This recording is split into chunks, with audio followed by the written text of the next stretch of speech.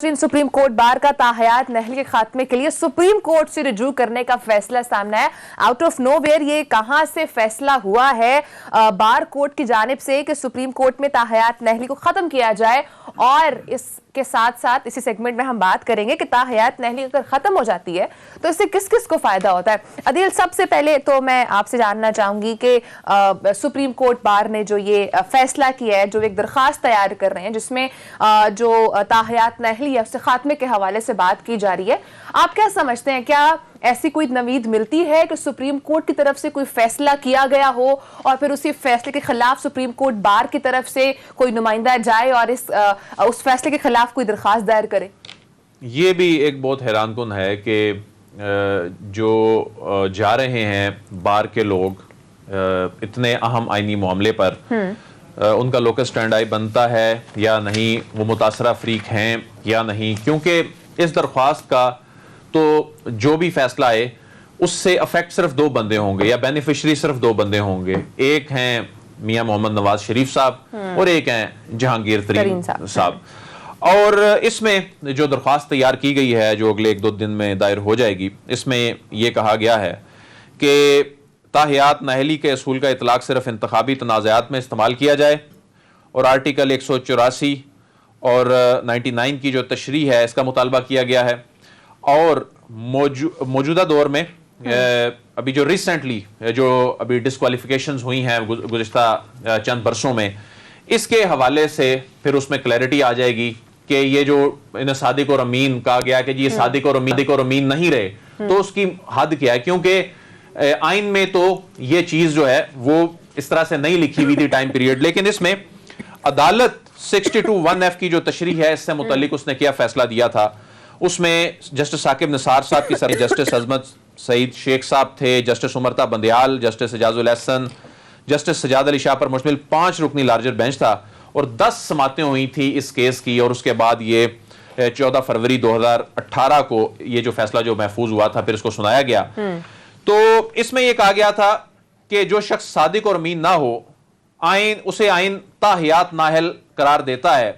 और जब तक अदालती डिक्लेरेशन मौजूद है नाअहली रहेगी। यानी अदालत ने जब तक वो डिक्लेरेशन खत्म हो जाए अगर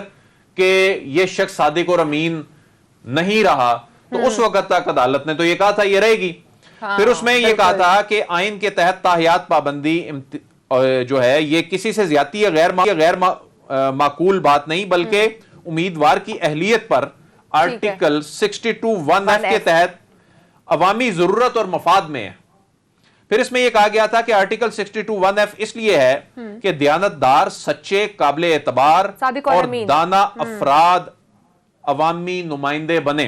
फिर इसमें यह भी कहा गया था कि आर्टिकल 62(1)(f) का इतलाक मुस्लिम और गैर मुस्लिम दोनों पर होगा। और इसमें फिर यह कहा गया था कि अखलाकी जराइम भी 62(1)(f) के जुमरे में आते हैं, जबकि अखलाकी जराइम में धोखाधड़ी, एतमाद तोड़ना और बेईमानी शामिल हैं। और फिर इसमें यह भी कहा गया था इस फैसले में जो इसमें तशरीह की गई थी कि आर्टिकल 62(1)(f) में पार्लियामेंट ने मुद्दत का तयन नहीं किया, और आइन में जहां नाअहली की मुद्दत का तयन ना हो वहां नाअहली ताहयात समझी जाती है। अब यह तो नहीं है कि किसी को कहा जाए कि आप सादिक और अमीन नहीं रहे तो जी एक खास टाइम के बाद वो शख्स जो है वो सादिक और अमीन हो जाए। तो जो आइन साज हैं, जब उन्होंने आइन बनाया था तो शायद यही इसकी जो स्पिरिट थी कि उसमें स्पेसिफाई नहीं किया गया ताकि वो लोग नुमाइंदे बने जो कि क्लियर हों, सादिक और अमीन भी हों। यानी किसी को अगर कहा जाए कि जी आप सादिक और अमीन नहीं रहे, ठीक है, तो क्या वो एक खास टाइम के बाद सादिक और अमीन हो जाएगा? मौजूद है। बहुत शुक्रिया सर, अपने प्रोग्राम को टाइम दिया। सबसे पहले बताइएगा, ये जो ताहयात नहली के खिलाफ सुप्रीम कोर्ट बार जा रही है, सुप्रीम कोर्ट के ही फैसले के खिलाफ, क्या इसकी कोई नवीद पहले मिलती है? क्या इस तरह की मिसाल ऑलरेडी मौजूद है? क्या ये पॉसिबल है?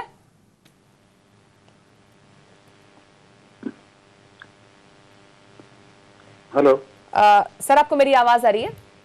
हाँ नहीं, आपने मुझसे सवाल पूछा। जी सर, आपसे। हाँ, दोबारा सवाल मैंने सुना नहीं। सर सवाल आपसे ये है कि ताहयात नहली के खिलाफ जो सुप्रीम कोर्ट बार जा रही है, सुप्रीम कोर्ट के ही फैसले के खिलाफ, क्या इसके पहले कोई नवीद मिलती है? क्या कोई मिसाल मौजूद है इस हवाले से? जी नहीं, कोई ऐसी मिसाल नहीं मौजूद, क्योंकि ये एक बड़ी अनयूजुअल चीज है ٹھیک ہے کہ میرے خیال میں ہمارا ایک آئین ایک منفرد آئین ہے جہاں پہ اس قسم کی ایک کوئی پروویژن ہے، کیونکہ دنیا جہان میں آپ جانتی ہیں کہ سیاستدان جو ہیں ان کو کوئی بھی نہیں کہہ سکتا کہ وہ صادق اور امین ہے، کیونکہ سیاست میں تو آپ کو جھوٹ بولنا ہی ہوتا ہے، تو یہ تو کوئی کہنا کہ بھئی صادق امین سیاستدان ممبر کا اسمبلی کا ممبر بنے گا، یہ تو امپاسبل ہے۔ باشرط یہ ہمارے آئین میں موجود ہے اور یہ فیصلہ ہوا ہے، لیکن کہیں اور نظیر نہیں ملے گی آپ کو۔ اچھا سر، یہ بتائیے گا کہ اس میں سپریم کورٹ 62(1)(f) کی تشریح بھی کر چکی اور آئین میں ٹھیک ہے اس کی مدت نہیں دی گئی، لیکن سپریم کورٹ نے جب اس کی تشریح کر دی اس کے بعد کیا اس میں مزید تشریح کروانا اس کا مقصد آپ کو نظر آتا ہے، یا اس کا مقصد یہ ہے کہ یہ کوئی زیادتی ہے کہ کسی شخص کو تاحیات اس حق سے محروم کر دینا، کیونکہ عدالت تو بڑا واضح کہہ چکی ہے کہ صادق اور امین اگر کوئی شخص نہیں ہے اور آئین میں بھی اگر اس کا ٹائم نہیں دیا گیا تو وہ پھر وہ تاحیات نااہلی ہے۔ دیکھیے یہاں پہ ایشو یہ ہے کہ آپ یہ نہیں کہہ سکتے کہ ایک شخص 1 سال تک صادق اور امین ہے، 1 سال کے بعد نہیں ہوگا، یا 1 سال کے بعد ہو جائے گا۔ یہ تو آپ نہیں کہہ سکتے نا کہ 5 سال کے بعد وہ صادق امین ہو جائے گا، یہ تو نہیں۔ صادق امین اگر ہے یا نہیں ہے، اور دیٹ یہ چیز ہے۔ تو اگر کورٹ نے یہ ڈکلیئر کر دیا کہ ایک آدمی صادق اور امین نہیں ہے تو وہ ایک قسم کا تاحیات ہو گیا۔ لیکن ایک چیز آدمی کو یاد رکھنی چاہیے، چونکہ ہمارا ایک مسلمان ملک ہے اور اللہ کا قانون سب سے اوپر ہے، اور اللہ کے قانون میں یہ موجود ہے کہ آپ توبہ کر سکتے ہیں اگر آپ نے بہت بے انتہا گناہ کیے ہوں، لیکن اگر آپ سنسیئرلی توبہ کر دیتے ہیں تو اللہ نے آپ کو معاف کر دیتا ہے۔ یہ تو ہمارے آئین میں ہے اور ہمارے قانون اسلامی قانون میں ہے۔ تو اگر فرض کیا کہ کسی کے خلاف یہ ایک فیصلہ ہو گیا کہ وہ صادق اور امین نہیں ہے، اور اگر وہ آ کر کے کورٹ کے سامنے حلفیہ کہتا ہے کہ میں اس کو ایکسپٹ کرتا ہوں کہ میں نے غلطیاں کی ہیں اور اب میں توبہ کرتا ہوں اور آئندہ میں ایسی حرکتیں نہیں کروں گا، تو پھر کورٹ کے پاس یہ گنجائش ہے اسلامی قانون کے تحت کہ اس کو ریویو کرے اور اس کو یہ کہے کہ ہاں ٹھیک ہے، یہ شخص اس کو ہم اب ایکسپٹ کرتے ہیں کہ وہ اب صادق امین ہو سکتا ہے۔ سر اس میں یہ بتائیے کہ یہ تو پھر آئین میں ترمیم نہیں کرنی پڑے گی، کیونکہ یہ تو آئینی معاملہ ہے اور ٹھیک ہے اس میں ایک ابہام تھا اور اس ابہام کی تشریح کر دی گئی، تو کیا یہ معاملہ آپ کو 2/3 اکثریت سے آئین میں ترمیم سے ہوتا بھی مستقبل میں نظر آ رہا ہے، یا یہ عدالتوں نے ہی طے کرنا ہے؟ دیکھیے آئین میں تو ترمیم نہیں ہو سکے گی، کیونکہ اگر کوئی امینڈمنٹ لے کے آئے گا آئین میں کہ اس کو کوئی امینڈمنٹ کی جائے اس کے اندر، تو وہ میرے خیال میں کبھی پاس نہیں ہوگا وہ بل، وہ ترمیم ہونا اس کا ناممکن نظر آتا ہے۔ خاص طور سے جو مذہبی جماعتیں ہیں وہ تو اس کے خلاف بالکل کھڑی ہو جائیں گی۔ تو اس طرح تو نہیں، یہ تو صرف کورٹ کہہ سکتی ہے کہ ٹھیک ہے یہ ہے قانون، لیکن اگر کوئی شخص توبہ کر لیتا ہے اور آ کے کورٹ کے سامنے حلفیہ بیان دیتا ہے تو اس صورت میں کورٹ اس کو ریکنسیڈر کر سکتی ہے۔ تو یہ بتائیے سر کہ اس میں متاثرہ فریق تو نہیں ہے ظاہر ہے بار، تو یہ بھی ایک سوال آگے جا کر اٹھ سکتا ہے کہ بار کیوں اس میں آ رہی ہے اور ان کا کیا اس میں کوئی متاثرہ فریق ہونا بنتا ہے؟ یہ تو ایک پبلک انٹرسٹ لیٹیگیشن ہو گئی نا ایک قسم کی، وہ اس کی اجازت تو ہے نا پبلک انٹرسٹ لیٹیگیشن، تو وہ اس کے لحاظ سے وہ باہر جا رہی ہے۔ بار ایک باڈی ہے جو کہ لائرز کی باڈی ہے اور اس کو حق حاصل ہے کہ وہ کورٹ کے سامنے جائے اور ایک ایشو لے کے جائے سامنے، اس کو رکاوٹ تو نہیں ہے کوئی، تو اگر وہ لے کے جاتی ہے تو ٹھیک ہے، وہ پاسبل ہے، but it's a technical issue جو کہ کورٹ کو ڈیسائیڈ کرنا ہے، وہ کورٹ ڈیسائیڈ کرے گی جس طرح سے وہ کرے، لیکن میری جو نظر میں فیصلہ اس کا جو میں نے آپ کو بتا دیا جو ہونا ہے۔ سر نااہلی کے بعد چونکہ کوئی بھی عوامی عہدہ آپ رکھتے ہوں یا کسی پارٹی کا بھی ہیڈ ہوں تو وہ ختم ہو جاتا ہے. تو کیا اگر جس طرح سے بھی آپ نے بتایا کہ اگر آپ ایکسیپٹ کر لیتے ہیں کہ آپ نے پاسٹ میں جو بھی کیا آپ اس کی معافی مانگتے ہیں تو نااہلی کا وہ جو بھی کیس ہے وہ ختم ہو جائے گا اور وہ شخص دوبارہ کسی بھی عوامی عہدے پر یا کسی بھی پارٹی کو دوبارہ ہیڈ کر سکتا ہے؟ جی اگر تو کورٹ یہ فیصلہ کرتی ہے کہ ہاں ٹھیک ہے، ہم یہ کہتے ہیں کہ جو ہمارا پہلا فیصلہ تھا وہ اب ہم نے بدل دیا اور اب اس شخص کو ہم نے کہہ دیا کہ ہاں ٹھیک ہے، اب یہ چونکہ اس نے توبہ کر لی ہے جو کہ اسلامی قانون کا حصہ ہے، تو اس وجہ سے اب یہ اہل ہے. سر اس میں کوئی ٹرمز اینڈ کنڈیشنز ہیں جو اس میں کوئی ٹرمز اینڈ کنڈیشنز ہیں جو ججز دیکھتے ہیں؟ وہ ہو سکتا ہے کہ جب سپریم کورٹ کیس کو سنے گی تو اس میں ٹرمز اینڈ کنڈیشن رکھ سکتی ہے. ٹھیک ہے. جسٹس صاحب یہ بتائیے کہ اگر 5 رکنی بینچ نے ایک اس پہ واضح کر دیا، اس کی تشریح کر دی، تو اب یہ جو درخواست دائر ہوتی ہے اس کے لیے بڑا بینچ جو ہے وہ 5 رکنی سے بڑا لارجر بینچ جو ہے وہ بننا پڑے گا یا اس پہ پوری عدالت جو ہے وہ بیٹھے گی؟ یہ کیا ایسی کوئی قانونی جو ہے صورتحال؟ نہیں، اس کی کوئی ضرورت نہیں ہے. کوئی بینچ سپریم کورٹ کی بینچ فیصلہ کر سکتی ہے. لارجر بینچ اور شارٹر بینچ کی بات نہیں ہے اس میں. تو کوئی بھی بینچ جو بیٹھے گی، اب یہ الگ بات ہے کہ بینچ خود یہ فیصلہ کرے کہ چونکہ یہ فیصلہ 5 رکنی بینچ نے کیا تھا تو اب زیادہ ججز ہونے چاہیے. وہ ان کی اپنی چیف جسٹس کی اپنی ڈسکشن ہے، لیکن اس کی کوئی ریکوائرمنٹ نہیں ہے. ٹھیک ہے، بہت شکریہ سر، اپنے پروگرام کا ٹائم دیا اور اسی حوالے سے ہم نے ڈیٹیل سے بھی ڈسکس کیا. عدیل اس کے پولیٹیکل کی طرف چلے جاتے ہیں. ابھی جیسے آپ نے ڈسکس کیا کہ تاحیات نااہلی اگر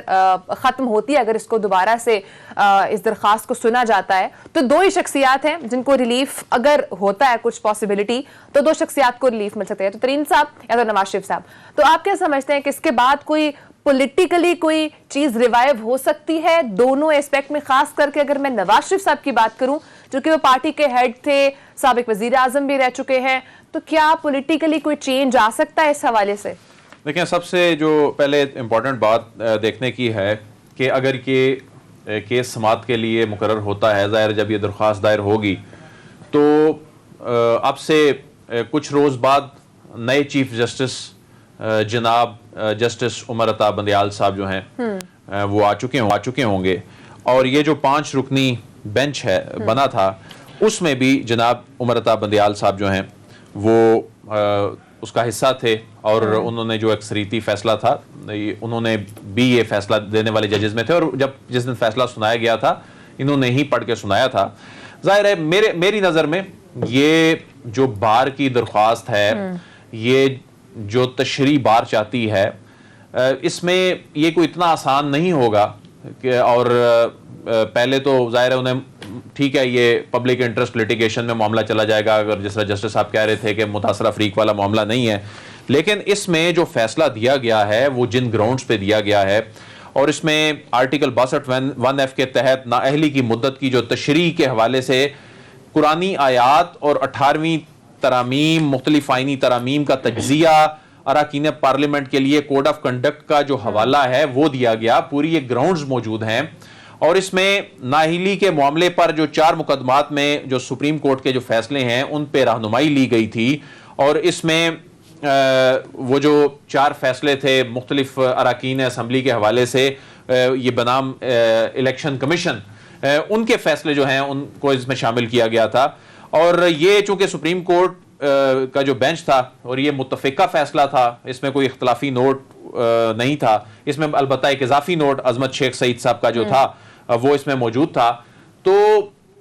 5 رکنی بینچ کا متفقہ فیصلہ جس میں عدالت اس کی تشریح کر چکی ہے، اس کی جو گراؤنڈز ہیں وہ موجود ہیں. آپ کو لگتا ہے کہ رہ چکا ہوگا جو سپریم کورٹ بار اس وقت ڈسکس کر رہی ہے؟ اس میں تو ایک ہی چیز نظر آتی ہے کہ میاں نواز شریف صاحب کے لیے ریلیف لینا ہے، اس کے علاوہ تو اور کوئی چیز سمجھ نہیں آتی. اور کس کے لیے؟ تو جہانگیر ترین صاحب کو بھی مل جائے. سپریم کورٹ بار کا نواز شریف صاحب سے کیا لنک ہے؟ اصل میں یہی ایک مسئلہ ہے نا کہ ہمارے جو بارز ہیں، بہت اچھی بات ہے، آئین اور قانون کے رکھوالے ہیں یہ لوگ، اور ہماری بعض بہت سارے جو پولیٹیکل ایشوز ہیں اس میں بھی آتی ہیں, اس میں کوئی شک نہیں ہے. بہت سارے معاملات میں تو خود جناب چیف جسٹس صاحب جو ہیں, گلزار صاحب ہیں, انہوں نے ایک دو دفعہ استفسار بھی کیا کہ اس میں بار کا کیا کام ہے. لیکن اب اس معاملے کو لے کے جایا جا رہا ہے, یہ بھی بہت حیران کن ہے کہ ایک کیس اس کا فیصلہ ہو گیا, اس کیس پہ نظر ثانی ہوئی, نظر ثانی مسترد ہو گئی, اس کیس میں 62(1)F جو ہے اس کی تشریح ہو گئی, 5 جج صاحبان اتفاق رائے سے اس پر فیصلہ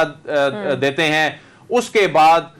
کئی مہینوں کئی سالوں کے بعد جو ہے وہ بار اچانک اٹھ کے سپریم کورٹ آف پاکستان میں جاتی ہے. تو ظاہر ہے یہ اتنا آسان کام نہیں ہے. بہرحال یہ کیس بڑا انٹرسٹنگ ہوگا جب یہ عدالت لگے گی, اور میرے خیال میں جب نئے چیف جسٹس صاحب جو ہیں وہ آ چکے ہوں گے اور اس وقت یہ کیس لگ رہا ہوگا. کہ اس کو بہت زیادہ نون لیگ کھیلے گی اس ایشو کو, اور بہت زیادہ پولیٹیکل مائلیج لینے کی کوشش کرے گی. سب سے زیادہ تو فائدہ نون لیگ کو ہے نا اس معاملے پہ, اور نون لیگ کے جو اپنے کیسز ہیں, ایک جانب پیناما کیس, دوسری یعنی وہاں پر جو احتساب عدالت سے معاملہ اسلام آباد ہائی کورٹ میں جو پہنچا ہوا ہے, وہاں پر آ کر تو وہ اپنے اس کو ٹیکنیکل گراؤنڈ پہ ڈیلے کرتے جا رہے ہیں. یہ معاملہ ہے کیپٹل ایف زیڈ ای کی بنیاد پہ جو ڈسکوالیفیکیشن ہوئی ہے, اس کیپٹل ایف زیڈ ای کی بنیاد پر ڈسکوالیفیکیشن میں جو کہا گیا صادق اور امین نہیں ہے, کیونکہ جو کرپشن کی بنیاد پہ ڈسکوالیفیکیشن ہوئی اس کا ایک ٹائم پیریڈ ہے, اس میں دیا گیا ہے, وہ نیب کے قوانین اس میں موجود ہیں. لیکن یہ قرار دینا کہ انہوں نے, کہ کیونکہ ویزا ایکسٹینشن نہیں مل رہی تو کیا پتہ تھوڑے سے گراؤنڈز بنا رہے ہوں. نہیں, ویزا ایکسٹینشن تو الٹیمیٹلی وہاں پر کتنا, انلیس کے کوئی پولیٹیکل اسائلم وہاں پر میاں صاحب نہ لے لیں,